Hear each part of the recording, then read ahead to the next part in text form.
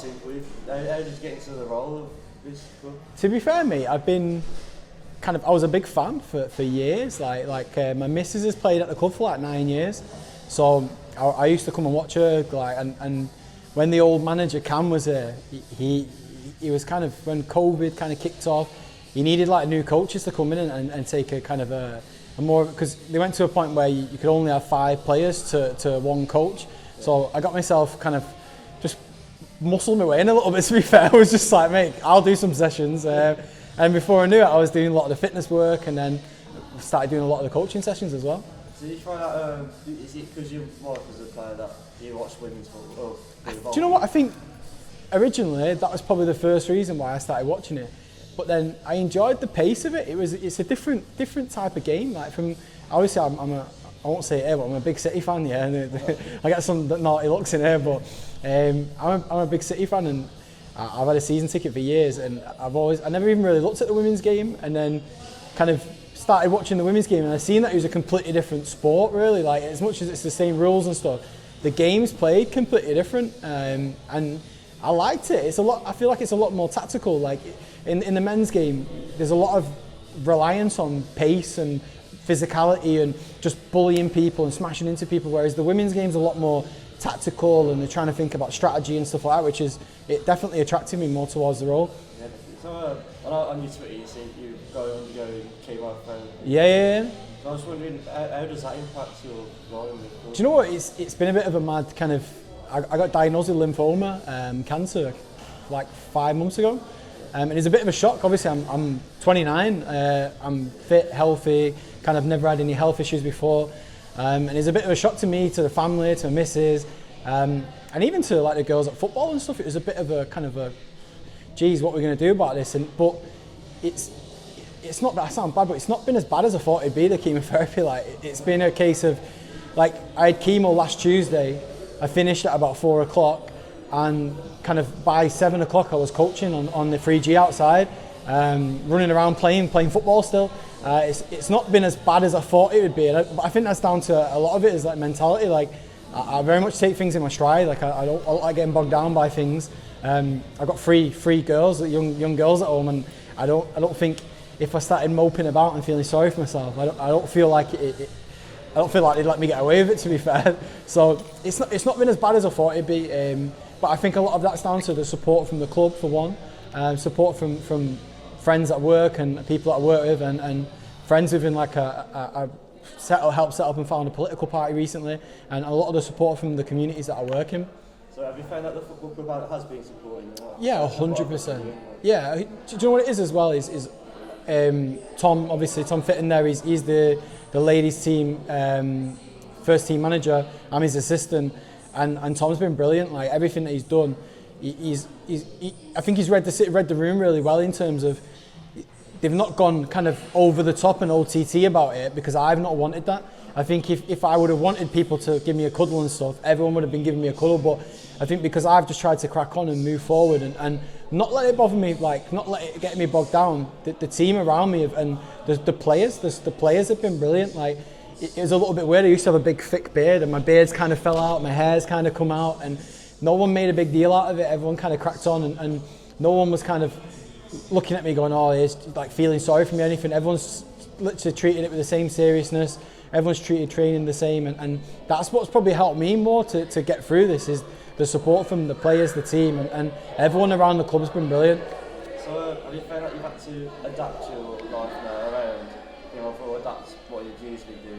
I think physically, no, I've not changed physically, like anything I've been doing, and that's more just me not wanting to do that. I've been advised by like doctors, like, you have days off, chill out, relax, like, don't go back to work if you feel like, because I know some people who do the treatment I'm having, they'll have 6 months off work just on sick, whereas I found out that I had cancer, and I got discharged from hospital. I was in work on the Monday morning, and I was just like, I only knew just to carry on and do what I'm meant to be doing, is coming and coaching football, going and working in the daytime, and nothing's really changed in that respect. Sometimes I get a little bit, I'm not He-Man, sometimes I get a bit fatigued and I get a bit like, but for me, I've got 3 kids at home, like I just mentioned. I've got a 2-week-old baby.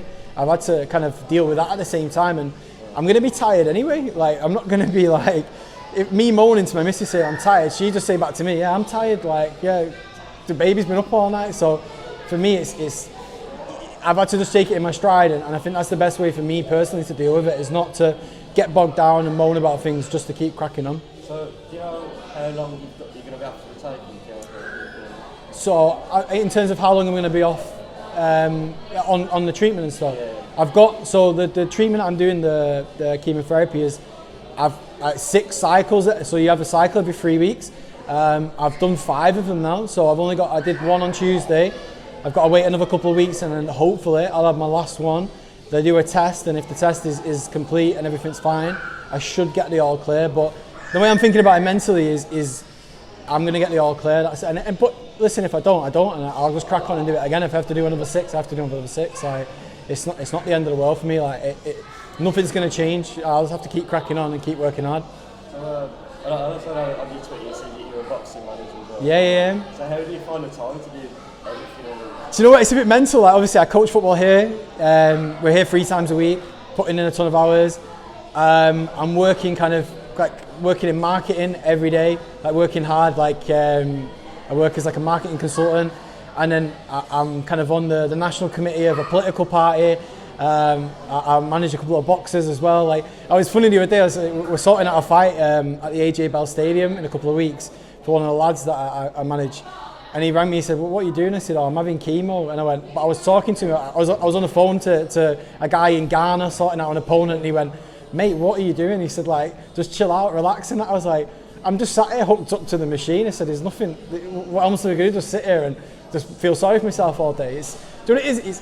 I think you can decide in your head how you're going to treat the situation. Are you going to let it rule your life, or are you just going to crack on and basically tell cancer to fuck off? Like, that's my attitude to it. Like, I'm sorry for swearing, yeah, but mate, that's my spirit of it at the minute. Is that I'm not going to let it change me or change my life. If I have to dig in and give an extra 50% so I can continue doing the normal things that I would, I've made commitments to people over the last couple of years, and just because I've got a bit of a diagnosis and I'm maybe not as 100% fit as I should be, that doesn't mean that I'm going to renege on them commitments that I've made to people. I've told these boxers, and I've told these people, I've told people at the club that I'm going to work hard for them, and that's what I'm going to do. I'm going to keep grafting. Right, so, for the whole of this period, how important has sports been to keeping you going? Mate, do you know what it's been a massive distraction. Like, it's for me is sorting out, especially with the football. Like, I get. We're planning sessions, we're planning tactically for the next opponents. I'm going home and I'm not thinking about, oh, I feel a bit sick today, or I feel a bit down, or I feel a bit shitty.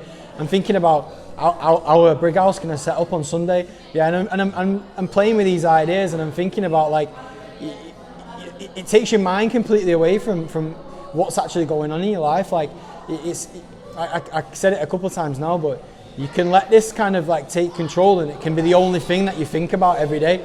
Or you can just fill your life with things like sports and that. And the sports, mate, football for me as well, and boxing, has been massive. Like, it's been huge. It's been the void where I could have let my mind drift and go to other places. But listen, last Sunday I lost my dad to cancer. Like, he died from cancer, and it could have been cancer. It's the worst thing in the world. But I'm not. I'm here. You've seen me out on here today screaming my mouth. I wasn't exactly quiet. Like, you've got to keep focused and use these things that you enjoy, i.e. sport, boxing, football, whether it's politics or work, or keep yourself focused and keep your mind in the right place. And it's been a massive help. And everyone, I can't thank everyone enough at the club. Like, they've been absolutely brilliant. Like, they've been massively helpful.